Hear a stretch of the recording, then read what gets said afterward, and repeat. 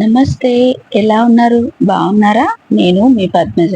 ఈరోజు నేను మీకు ఈ వీడియోలో చేపల పులుసు ఎప్పుడు చేసినా పర్ఫెక్ట్‌గా, రుచిగా రావాలంటే ఎలా చేయాలో చూపిస్తాను. చాలా చాలా ఈజీగా మన అమ్మలు, అమ్మమ్మలు చేసినట్టుగా ఏ చేపతో అయినా సరే ఇలా ఒకసారి మీరు పులుసు చేసి చూడండి. అదిరిపోతుంది. ఆలస్యం చేయకుండా చేపల పులుసు రెసిపీని చూసేద్దాము. నేనైతే 1 కేజీ బొచ్చ చేపను తెప్పించుకున్నానండి. దాన్ని 2, 3 సార్లు నిమ్మరసం, ఉప్పు వేసి శుభ్రంగా కడిగేసుకొని నీళ్ళేమీ లేకుండా వడేసుకొని పెట్టుకోవాలి. ఇప్పుడు ఈ చేపల్లోకి అరచెక్క నిమ్మరసాన్ని పిండుకోవాలి. దాంతో పాటు ఒక హాఫ్ టీ స్పూన్ ఉప్పు, అలాగే 1 టేబుల్ స్పూన్ కారం వేసుకోవాలి. ఇప్పుడు ఇవన్నీ చేప ముక్కలకి బాగా పట్టేలాగా మసాజ్ చేస్తున్నట్టుగా కలుపుకోవాలి. నిమ్మరసం, ఉప్పు, కారం పట్టించడం వలన ముక్కలు కొంచెం గట్టి పడతాయి అన్నమాట. మనం పులుసులో వేసినా కూడా విరిగిపోకుండా ఉంటాయి. పులుసులో అలాగే డైరెక్ట్ గా వేసేస్తే ఎక్కువసేపు గనుక ఉడికించామంటే చేప ముక్కలు విరిగిపోతాయి. అలా కాకుండా ఇలా ఒకసారి చేసి చూడండి. ఇలా కలిపేసుకునే ముక్కల్ని కనీసం 10 నుంచి 15 నిమిషాలైనా సరే పక్కన పెట్టేసుకోవాలి. ఇప్పుడు మనం చేపల పులుసు కోసం ఒక మసాలాను తయారు చేసుకుందాము. ఒక మిక్సర్ జార్ తీసుకొని అందులోకి 1 టేబుల్ స్పూన్ ధనియాలు, 1 టీ స్పూన్ జీలకర్ర, 1 టేబుల్ స్పూన్ గసగసాలు, అలాగే ఒక 20 ఎల్లుల్లిపాయలు, 1 ఇంచు అల్లం ముక్కని ముక్కలు చేసి వేసుకొని వీటన్నిటిని గ్రైండ్ చేసుకోవాలి. వీటితో పాటు 2 మీడియం సైజున ఉల్లిపాయల్ని ఇలా పెద్ద ముక్కలు కట్ చేసుకొని పెట్టుకోవాలి. అలాగే ఒక పెద్ద నిమ్మకాయ సైజు అంత చింతపండుని తీసుకొని వేడి నీళ్ళలో నానబెట్టుకొని ఆ పులుసునంతా కూడా చిక్కగా తీసుకొని రెడీగా పక్కనుంచుకోండి. మిక్సర్ జార్ లో వేసుకున్న మసాలాల్ని ముందు కొంచెం కొంచెం నీళ్లు పోసుకుంటూ ఇలా బరకగా గ్రైండ్ చేసుకోవాలి. ఇప్పుడు ఇందులోకి ముందుగా కట్ చేసి పెట్టుకున్న ఉల్లిపాయలన్నీ కూడా వేసుకొని మెత్తగా గ్రైండ్ చేసుకోవాలి. చూడండి, ఇక్కడ నేను చూపిస్తున్నట్టుగా ఇలా గ్రైండ్ చేసుకోవాలి. ఇప్పుడు చేపల పులుసు వండుకోవడం కోసం నేనైతే మట్టి దాకా పెడుతున్నానండి. మీరు కావాలంటే వెడల్పాటి గిన్నె అయినా పెట్టుకోవచ్చు. ఇలా మట్టి పాత్రలోకి ఒక 5 టేబుల్ స్పూన్ల దాకా నూనె వేసుకొని నూనె వేడైన తర్వాత అందులోకి ఒక పావు టీ స్పూన్ మెంతులు వేసుకొని అవి కొంచెం వేగిపోగానే మనం ముందుగా రెడీ చేసి పెట్టుకున్న మసాలా ముద్దనంతా కూడా వేసుకొని ఒకసారి బాగా కలుపుకోవాలి. స్టవ్ ని మీడియం ఫ్లేమ్ లో పెట్టుకోవాలండి. ఇప్పుడు ఈ మసాలాలోకి పావు టీ స్పూన్ పసుపు, 1 టేబుల్ స్పూన్ ఉప్పు వేసుకొని ఈ మసాలాని ఒక 5 నుంచి 7 నిమిషాల దాకా మంచిగా వేపుకోవాలి. మనం ఇందులో అన్ని పచ్చివే వేసాం కాబట్టి మసాలాలోని పచ్చివాసన పోయేదాకా వేపుకోవాలి. మీకు మసాలా వేగిందని ఎలా తెలుస్తుందంటే మసాలా వేగినప్పుడు కమ్మటి వాసన వస్తుంది. మీరు ఒక్కసారి ముక్కు దగ్గర పెట్టుకొని చూసారంటే మీకు తెలుస్తుంది. ఇలా వేగిపోయిన ఈ మసాలాలోకి 2 టేబుల్ స్పూన్ల దాకా కారం వేసుకొని కారంలోని పచ్చివాసన పోయేదాకా స్టవ్ ని లో ఫ్లేమ్ లో పెట్టుకొని వేపుకోండి.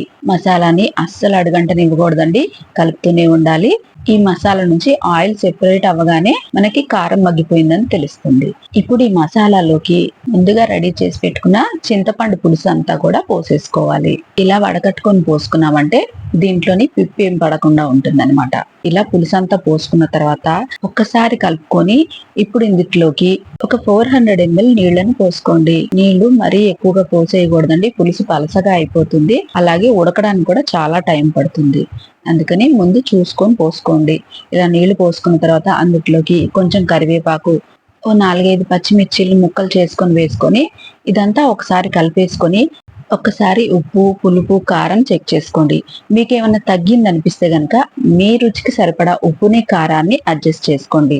ఇలా ఉప్పు, కారం వేసుకున్న తర్వాత స్టవ్ ని హై ఫ్లేమ్ లో పెట్టుకొని మూత పెట్టేసి ఈ పులుసుని 10 నిమిషాల పాటు మరగనిద్దాము. ఇది మరుగుతున్నప్పుడు మనం ఒక చిన్న రోట్లోకి ఒక 6-7 ఎల్లుల్లిపాయలు, అలాగే ఒక హాఫ్ టీ స్పూన్ జీలకర్ర వేసుకొని దీన్ని కచ్చా పచ్చాగా దంచుకొని వాసన పోకుండా మూత పెట్టేసి పక్కన ఉంచాలి. దీన్ని మనం పులుసులో లాస్ట్ లో వేసుకోవాలండి. ఇది వేయడం వలన పులుసుకి మంచి సువాసన వస్తుంది. దీన్ని పక్కన ఉంచేసి ఇప్పుడు ఒకసారి మనం పులుసు చూద్దాము. చూడండి, పులుసు ఇలా బాగా మరుగుతుంది కదా, అలాగే పులుసు కూడా కొంచెం దగ్గర పడింది. ఇప్పుడు మనం ఈ పులుసులోకి చేప ముక్కల్ని వేసుకోవాలి. అన్ని ఒకేసారి వేసేయకుండా ఒక్కొక్క ముక్కనే వేయండి. ఈ పులుసులో బాగా ఉడికిన తలకాయ ముక్క రుచి భలే ఉంటుందండి. ఇలా ముక్కలన్నీ వేసేసుకున్న తర్వాత ఒక్కసారి కింద నుంచి పైకి గరిటెతోటి నిదానంగా కదపండి. ఇలా ముందుగా ఒక్కసారే కదపాలి, తర్వాత మళ్ళీ గరిటె పెట్టి కలపకూడదు. చూడండి, మనకి నూనె అంతా ఇలా పైకి తేలి కనపడుతుంది కదా.